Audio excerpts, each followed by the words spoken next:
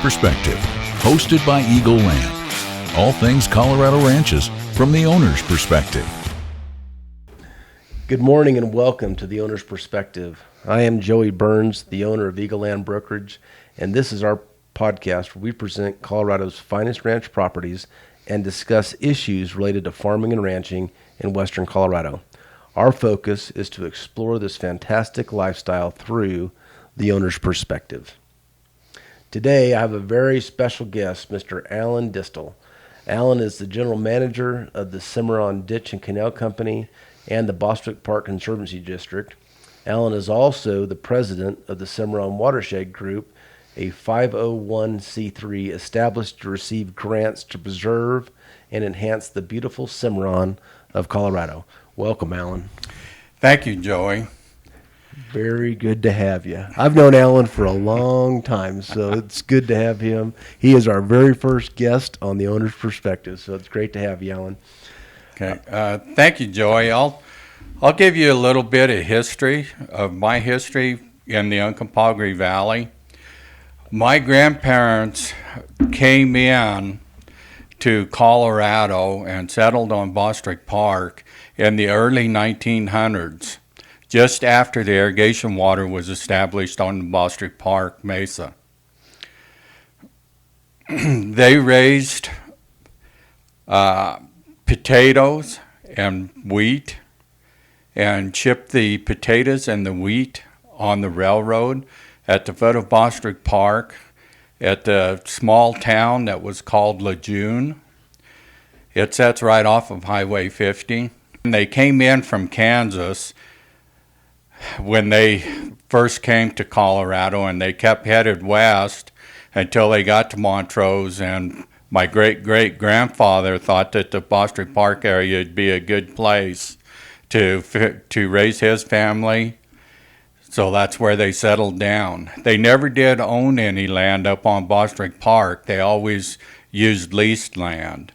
And from Bostwick Park then in the 1950s, they moved down to the Olathe area where we still own the current farm that they purchased in 1956.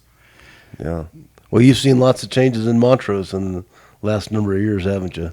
Yes, Montrose has really grown in the last several years, particularly in the last 20 years.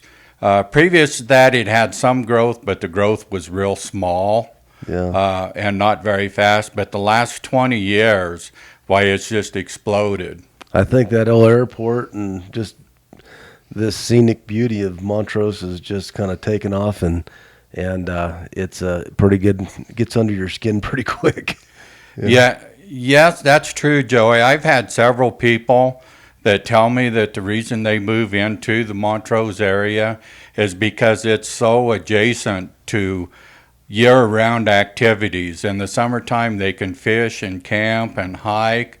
In the fall of the year, they can go hunting, big game hunting or small game hunting.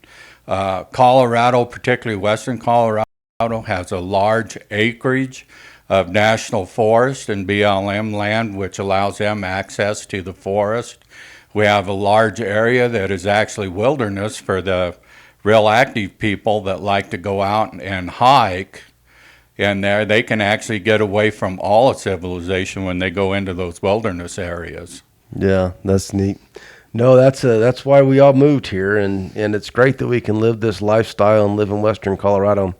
So a number of years ago, I think it was about 2011, you kind of transitioned from farming to being more of an active member and the general manager of the Cimarron Ditch and Canal Company and the Bostwick Park Conservancy District.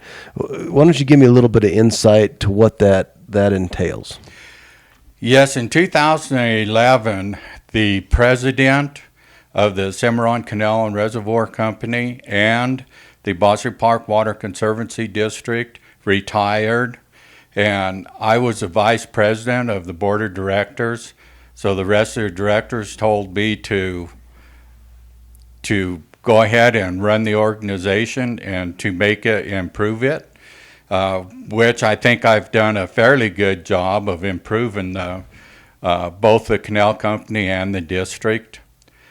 To give you a little bit of history on the canal, the Cimarron Canal and Reservoir Company, as known today, originally was called the Cimarron and Uncompahgre Valley Canal and Reservoir Company. It was dug in the 1900s. In 1901 and 1902 is when the canal was actually dug. It was the first canal that actually created a trans-basin diversion for irrigation water.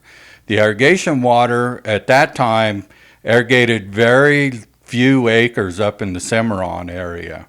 Most of the water was imported into the Uncompahgre Valley to irrigate the Montrose area, all the way down to what's known as the Ironstone Canal.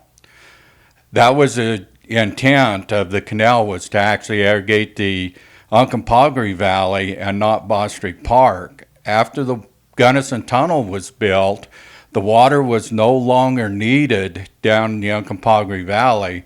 So at that time, via the Vernal Mesa ditch, it was transferred over to Bostwick Park, and that's when the farming actually began on Bostwick Park. Was in the time frame of 1907, 1908, sometime in that time frame.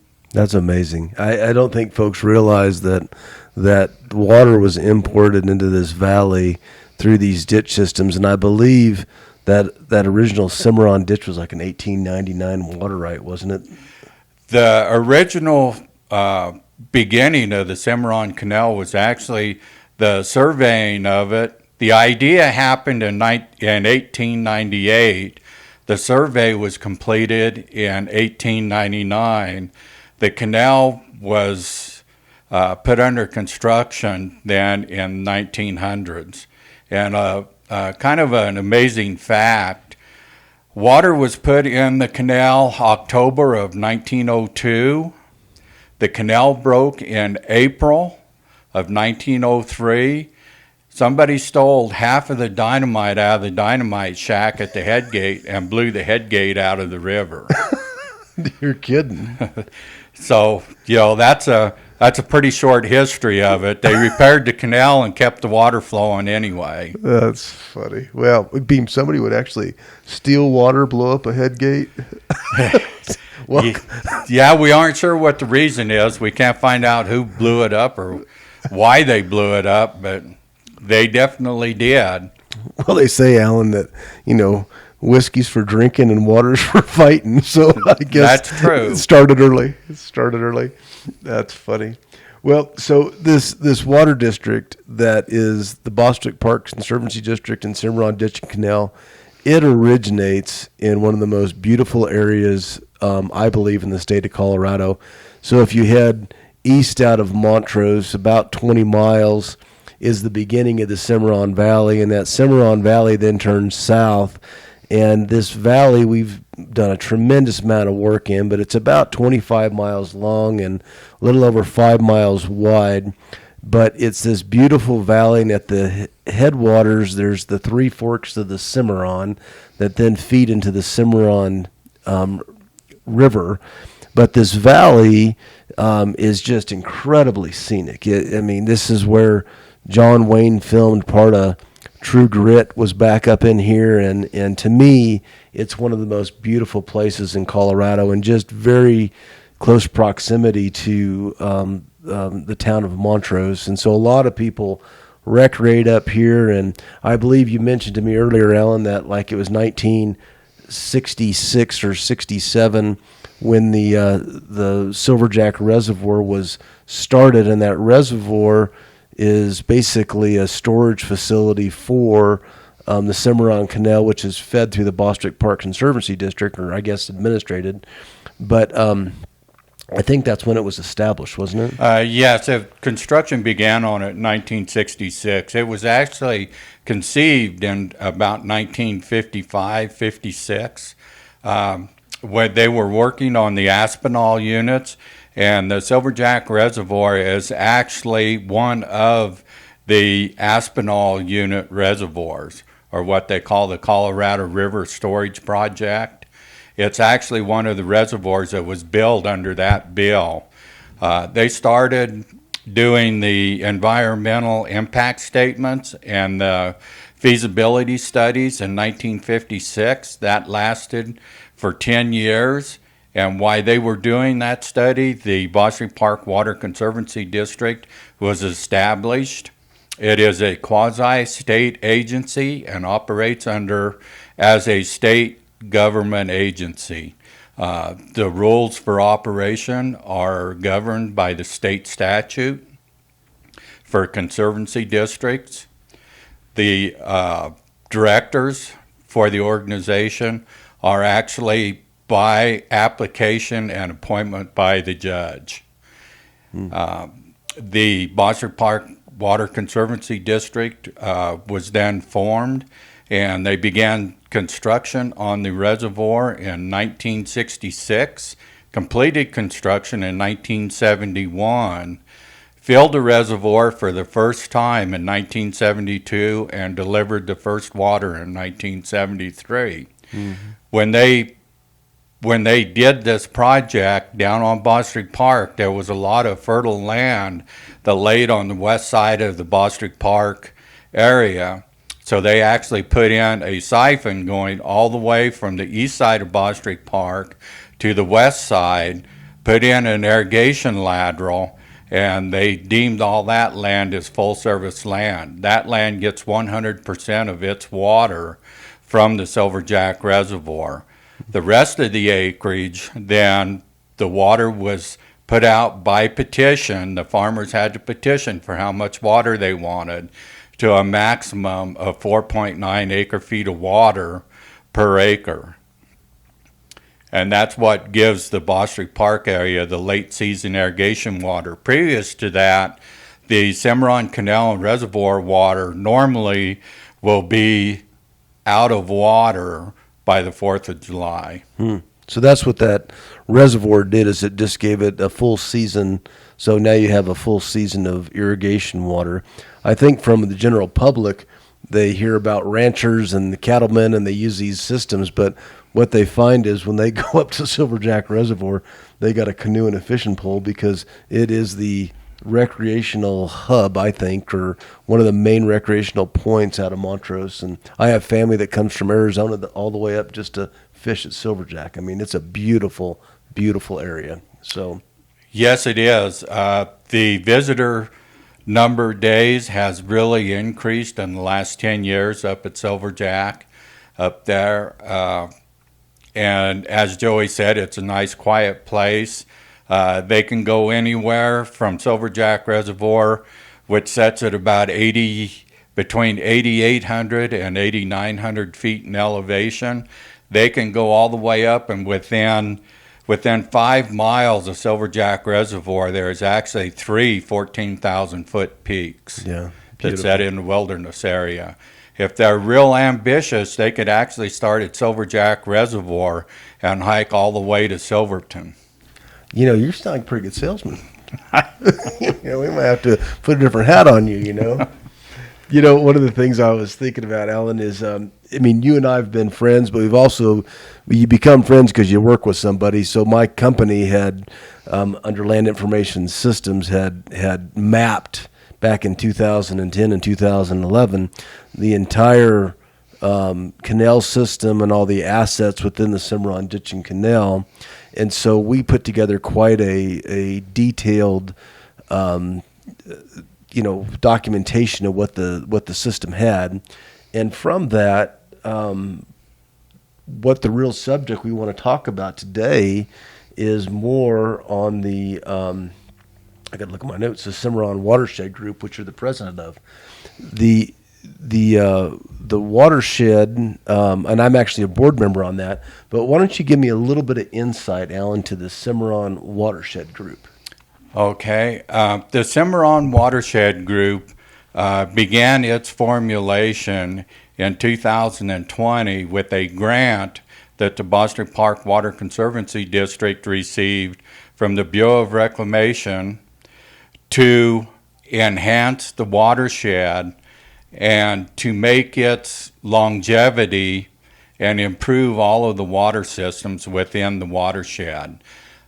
The formation of the group took 2 years to complete. It is now completed.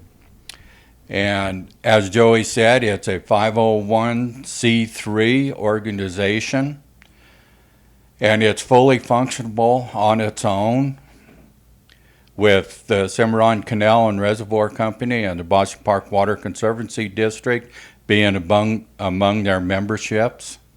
The watershed main focus is to conserve water and improve the inner structure of the irrigation systems, and also to improve the recreation aspects of the Cimarron Valley.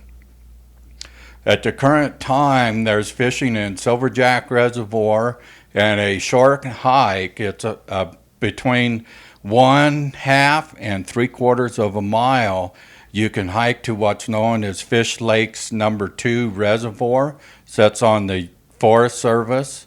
Down below it is a dry reservoir. It's called Fish Lakes 1, and this is another project that the Watershed Group is working on, restoring that reservoir to a fishery and to enhance the Cimarron River to help keep the temperatures lower in it to improve the fishery in the Cimarron River.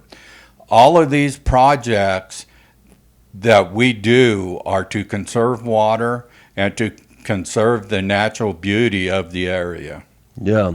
Well, I think what a lot of folks don't realize, too, when you're dealing with water rights in the Cimarron, there's a requirement of diligence to make sure that you're utilizing the water and you're doing the very best efforts. And so the Cimarron Ditch and Canal Company has done a great job of doing that to make sure they're taking care of this. But I think from the public standpoint, I really like the Cimarron Water Group, or the Watershed Group, because it's really not only for the rancher, but for the entire general public. I mean, there are things that are being done through grants and through community efforts to try to help build and not just preserve the water, but also recreation. And so what are some of the organizations, Alan, besides the public? I mean, isn't Trouts Unlimited one of those? Trout Unlimited is a member of the organization. We have several individual members that are not only farmers and ranchers, but also people that live in the city of Montrose and surrounding areas. To give you an idea of the watershed's mission statement, I'll have Joey read the Cimarron Canal and the Cimarron River and Valley Watershed Coalition's mission statement, and we adhere to this statement because we feel that it covers the entire purpose of the Watershed Group. I'll be glad to. The mission of the Cimarron Valley and River Watershed Coalition is to provide education, financial resources, communication, and project implementation for improving and protecting water quality, water conservation, water use, in-stream flows, and fisheries in the Cimarron River and the tributaries, while also ensuring long-term sustainability of the watershed important agricultural community. The Cimarron Valley and River Watershed Coalition shall operate in a collaborative manner with landowner agencies and members of the public. I think one thing too, Alan, if I understand correctly, when the coalition was set up, it was set up because it met requirements to obtain grants. Correct. Yeah. And so if an individual in the Cimarron area or had even a private party could come to the coalition and say, hey, I'm thinking about this, and because it had already been approved to receive grants by the government as a coalition, they could then apply to the coalition, and if it met within the standards, the coalition was already approved. So it made it one step closer, I think, for somebody to help receive some of these grants that otherwise may be a little bit out of reach. Yes, that's true, Joey.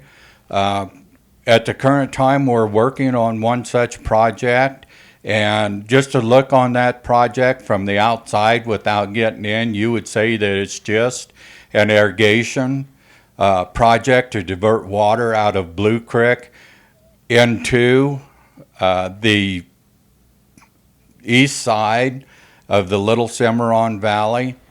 However, when you get down into it, it's actually an environmental grant in there, because this ditch has several slide areas in it, which causes breaches. It seeps a lot. There's a lot of water loss within that. The upper part of Blue Creek has native cutthroat trout in it. The CPW has noticed migrating fish going up into that rookery in there. So this project is what it's going to do is it's going to reduce the possibility or the probability of a large silt load going into Blue Creek from a breach of the ditch, and then that silt load continuing on down into the Aspinall units. So that's one environmental benefit. It's going to return 3 natural streams, but tributary streams, back into Blue Creek, which will keep the water temperatures in Blue Creek lower from these natural tributaries. It's also going to put in a fish barrier, which will keep the migrating fish from going up Blue Creek into the native cutthroat fishery. To help benefit the watershed at this time, because before this organization was created, there was really not an organization that would oversee what was happening within this valley. And there, the coalition is a good place to start for people to get involved, either by donating money to it, donating time to it. We would like to go into some of the hiking trails in the spring of the year with volunteers and clear the trails. Lots of times, because of the winters that we have here, the hiking trails for, say, an elderly person are just about impassable because of the amount of down timber and washouts and whatnot. If we could get together a group of volunteers maybe to walk those trails as soon as the snow's off and repair them, the first couple of years, because it's never been done before, will be pretty labor intensive. However, after that, when you've only got to clean up 1 year's mess, it won't take near as long. And I think more elderly people, or people in general, small children are the same way. Those blowdowns can be anywhere from 1 foot high, that I've seen them 10 feet high, that you have to hike around and find a trail through there. Whereas if we could get a group of volunteers together to go in and clear those trails out right after the snow leaves, why, it would just enhance the public usage of these areas. Yeah. Well, I think one project you mentioned to me on earlier was Fish Creek number 2, and then the ability to enhance Fish Creek number 1. This is all up in the same general area, and this you have to imagine going off of a county road and kind of hiking up through the timber, and you get to these very high mountain lakes with potential campsites around them, something that's almost a little bit of a hybrid between like going way, way back into the mountains where very few people could go, but hiking in for a mile or so, and then you get to this beautiful camp areas. I believe Fish Creek number 2, or maybe I have it backwards, Fish Creek number 1 is one of those areas that you're looking at doing that we could use the public help. Yes, Fish Creek 1 is a reservoir that by state law was breached in I believe it was around the year 2000, because the outlet works on it failed, and it's been dry ever since. The Cimarron Canal and Reservoir Company does hold a storage water right, along with a private ranch, also has a storage right in that reservoir. The coalition is currently looking into the feasibility of getting a grant from the federal government to do what's called the inundation map, which means the map that what damage will be created if this reservoir happens to break. Will there be loss of life? That's probably a $75,000 to $100,000 study to do that inundation map. That's a requirement of the state that it has to be done before we do any work on the reservoir. So in preliminary engineering, the entire dam on that reservoir will have to be taken out and rebuilt. So all the geology studies will have to be done on it. So it's going to be a pretty expensive grant. This grant will be a 65, it can be a 65-35 cost share program. If we're successful in getting this grant, then we will need to come up with the 35% of whatever the cost of the project is to do the initial part. Then the second part of that grant is for up to $20 million, and it's also can be a 65-35 split. The split can be done with in-kind work or use of our machinery to do whatever and covering our portion of that. This will create basically within a quarter of a mile of each other. There's actually 3 reservoirs up there. There's Fish Lakes Reservoir number 2, there's Fish Lakes Reservoir number 1, and there's Cowpuncher Reservoir.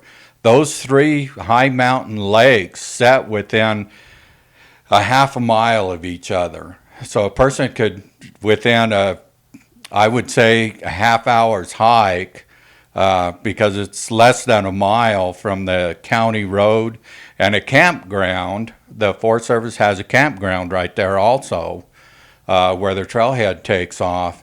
You could walk up in there and you'd have 3 different reservoirs to fish in or to camp at, or in the fall of the year to hunt around.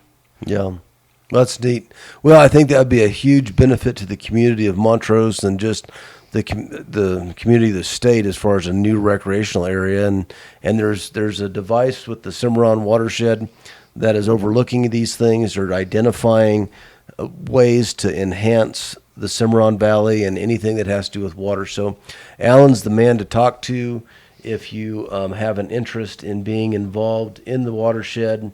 There's always work to do, and I'm going to give you this website here, which is it's cvrwc.org. And I'll say that one more time. It's cvrwc.org, which stands for the Cimarron Valley and River Water Coalition. This is the website that you can go to. It has basically the mission statement, some of the projects that are going on out there, and there's also a phone number. What would be the best phone number, Alan, to call if somebody wanted to visit with you? 249-8707, which is my office number. Great. Okay. Also, I'd like to mention that within this website, there's an interactive map that Joey's company has put together for us. In there, you can click on that map, and that's a Google Earth map, and it will tell you just about any of the information you want to know within that watershed. Great. Yeah, so listen, Alan, I just want to thank you for taking the time to bring awareness to the Cimarron watershed, to just thank you for the work you've done. Alan's done a great job of enhancing the ditch system and doing a great job of modernizing and doing great diligence work for the Cimarron Ditch and Canal System and also Bostwick Park Conservancy District. So, Alan, I want to thank you for being our first guest. You know, I told you before you started, you and me both have a face for radio. But well, thank you for having me, Joey. Yeah. It's a good way to get our mission out to the people, to get some volunteers, because we are such a new group. Yeah, well, good. Well, thank you for all your work, and keep in tune for what's going to be coming up in the future. Last year we had a great barbecue up in the Cimarron. Had lots of guests come in and just talk about that on site, so we're hoping to put that together sometime this summer as well. So if you want to get involved, it's a great place to get involved. Yes, and we also have monthly Watershed Coalition meetings. They're held from 4 o'clock to 5 o'clock. Usually on the last Wednesday of every month. If you will contact me, or there's a place on the webpage to actually join the coalition, And there I can put you on the mailing list, and we hold all of these meetings Zoom, so you don't even have to go anywhere to attend the meetings. I'd also like to say that the city of Montrose is also involved in the Watershed group. The city of Montrose is one of the Cimarron Canal and Reservoir Company's largest shareholders. Is that right? Good. Good. Well, Alan, thank you very much. And we appreciate to see what's going on here, and we'll see how this goes. And maybe in a year we'll have a recap of this and see, kind of where it was today and how it showed up in a year. So that'd be great. So, Okay. Thank you, Joey. thanks, Alan. Appreciate you.